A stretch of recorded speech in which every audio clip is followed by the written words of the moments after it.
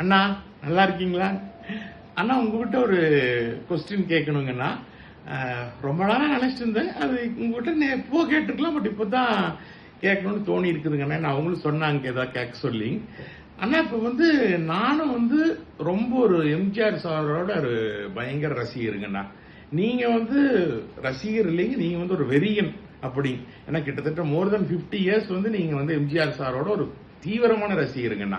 இப்போ எனக்கெல்லாம் எம்ஜிஆர் சாரை ரொம்ப பிடிக்குனாங்கன்னா அவரோட சாம், அழகு, கலரு, அவர் என்தூசாஸ்டிக்கா பண்ற அவரோட ஆக்டிங், இந்த மாதிரி விஷயங்கள் தான் எனக்கு தெரிஞ்சதுங்கண்ணா. கத்தி ஃபைட்டு அதெல்லாம்.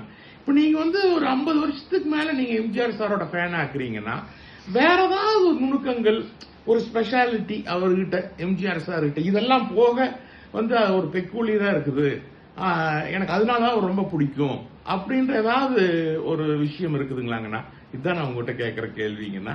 தேங்க்யூங்கண்ணா. நான் எனக்கு 10 வயசு இருக்கையில் 5ஆம் கிளாஸ் முழு பரீட்சை முடிஞ்சதுக்கு அப்புறம் வேட்டைக்காரன் ஒரு படம் வந்தது. அப்போ போய் அந்த வேட்டைக்காரன் கோயம்புத்தூர் ராயல் தியேட்டர்ல பார்த்தேன். பார்த்ததுலேருந்து வாத்தியார் பைத்தியம் ஆயிட்டேன், அவ்வளோதான். அது என்னன்னா அவருடைய அழகு, அவர் ஓடி வர ஸ்டைலு, ஃபைட் பண்ற ஸ்டைலு, எக்ஸ்பெஷலி கத்தி சண்டை, கம்பு சண்டை உலகத்திலேயே அவர் மாதிரி போடுறதுக்கு ஆள் இல்லை. முதல்ல அவருடைய டேலண்ட்டை பார்த்தா பிடிச்சது. அதுக்கப்புறம் தான் அவர் பெரிய வள்ளல், அவர் எல்லாத்துக்கும் ஏழைகளுக்கெல்லாம் உதவி செய்வார், அவர் திராவிட முன்னேற்ற கழகத்தில் இருக்கிறாரு அப்படிங்கிறதெல்லாம் அதுக்கப்புறம் தான் தெரியும்.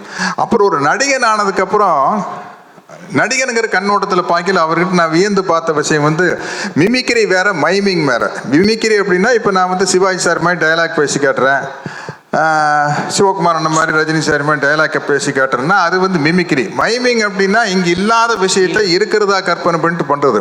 உதாரணத்துக்கு நான் இங்கிருந்து அங்கே மைக்குக்கு போகணும்னு வச்சுக்கலாம், பயங்கர புயல், மழை, காற்று அடிக்குது, என்னால் அந்த இடத்துக்கு ரீச் பண்ணவே முடியல, அந்த அளவுக்கு புயல் அடிக்குது, சுனாமி அடிக்குது. இதை கற்பனை பண்ணி நடிக்கணும். எனக்கு நடிச்சு காட்ட தெரியுது, என்ன கஷ்டம் அது. அதை அந்த மைமிங் வாத்தியார் ரொம்ப சூப்பராக பண்ணுவார். அந்த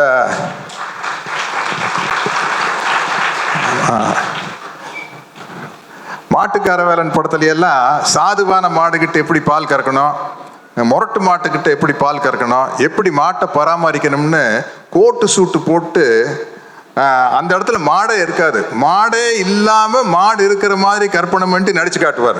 அதுதான் மைமிங். நிறைய பேருக்கு தெரியாது அது. அது மாதிரி பெட்ரால் தான் பிள்ளையா படத்துலையும் கூட அந்த பேபி ஷைகிலான்னு நம்ம வயசுக்காரவங்களுக்கு யாரும் தெரியாது.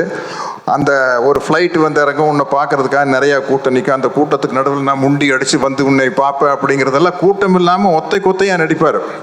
அது அவ்வளவு ரியலாக இருக்கும். அது ஒரு நடிகனா ரொம்ப கஷ்டமான விஷயம். அது வியந்து பார்த்தது. அப்புறம் ரசிகனானதுக்கப்புறம் எல்லாம் ஈச் அண்ட் எவ்ரி ஃப்ரேம் ரசிக்கிறது தானே அவர்கிட்ட. அப்படித்தான் சத்தியன். அப்புறம் அவருடைய பாட்டுகள், அவர் பேசுகிற வசனம் எல்லாமே பயங்கர இன்ஸ்பிரேஷனாக இருந்தது எனக்கு. அதனால இன்னொரு விஷயம் என்னன்னா, நாட்டில் எல்லாரும் ஒவ்வொரு நடிகருக்கு ரசிகராக இருப்பீங்க. ஆனால் எம்ஜிஆருக்கு ரசிகராக இருக்கிறது ஒரு ஜாலியான விஷயம். அதான்